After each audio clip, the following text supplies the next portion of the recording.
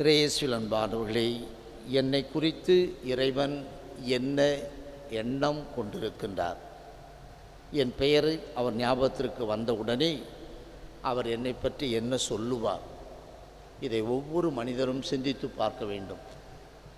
மற்றவர்கள் முகஸ்துதிக்காக நம் முன்னால் ஒன்றை சொல்லிவிட்டு பின்னால் சென்று நம்மை பற்றி மிக மிக இழிவாக பேசலாம். இதுதான் மனிதர்களை நம்ப முடியாது. உற்ற நண்பனாக இருக்கின்றவன் கூட ஒரு சில நேரத்தில் துரோகம் செய்து விடுவான். ஆண்டவர் இயேசு அழைத்த 12 சீடர்களில் ஒருவனாக இருந்தவன் தான் யூதாஸ் இஸ்காரியோத்து. ஆண்டவர் இயேசு அவனை நண்பன் என்ற நிலையில் வைத்திருந்தார். அதற்கு பிரமாணிக்கமாக அவர் இருந்தார். ஆனால் அந்த நண்பன் என்ற நிலையில் யூதாஸ் இல்லை, துரோகம் செய்யக்கூடிய ஒரு செயலில் தான் இருந்தான். இதுதான் மனிதர்கள். எனவே நம் கண்ணால் காணக்கூடிய மனிதர்களை நம்ப வேண்டும், அதே நேரத்தில் முழுமையாக நம்பிவிடவும் கூடாது. நம்புவதா நம்பக்கூடாதா என்பதற்கு இறைவன் தன்னுடைய பரிசுத்தாவை நமக்கு துணையாக தந்து நமது உலக உறவு வாழ்க்கையிலே நாம் எச்சரிக்கையோடு இருப்பதற்கு உதவ வேண்டும். ஆனால் கடவுள் உண்மை உள்ளவர், முக்காலமும் தெரிந்தவர். எனவே அவர் என்னை பற்றி என்ன தெரிந்து வைத்திருக்கின்றாரோ அது உண்மையிலும் உண்மை. இன்று என்னை பற்றி என்ன நினைப்பார்? இன்று நாம் பர்த்தலமேயு என்ற திருத்தூதருடைய விழாவை கொண்டாடுகின்றோம். நத்தனியேல் என்று இயற்பெயர் கொண்டதாக இருக்கின்றார் என்று வரலாறு சொல்லுகின்றது. அப்படிப்பட்டவரை பற்றித்தான் ஆண்டவர் இயேசு இங்கே சொல்லுகின்றார். நீ அத்திமரத்தின் கீழ் இருக்கும்போதே நான் உன்னை கண்டேன்.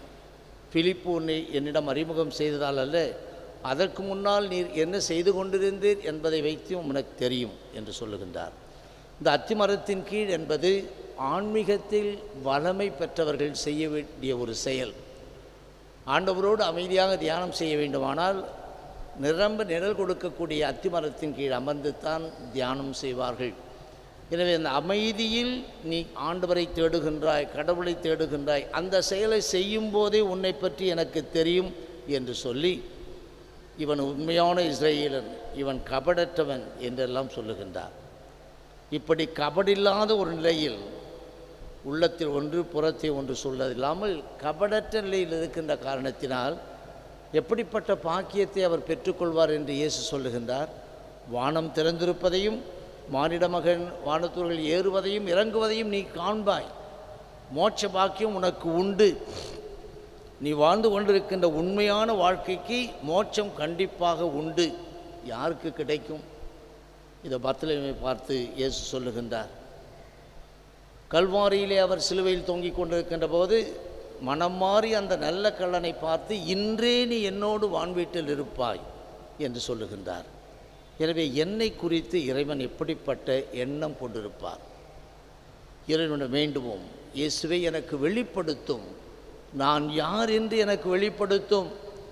என்னையே நான் ஏமாற்றி கொண்டு உலகையும் ஏமாற்றி கொண்டு வாழ்ந்து கொண்டிருக்கின்ற என் வாழ்க்கையை எனக்கு வெளிப்படுத்தும்.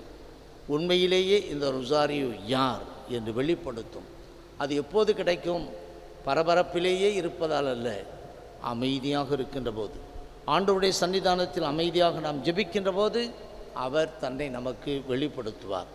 இத்தகைய ஒரு பாக்கியம் நமக்கு கிடைக்க வேண்டுமென்று நாம் இறைவனிடம் வேண்டுவோம். ஆமீன்.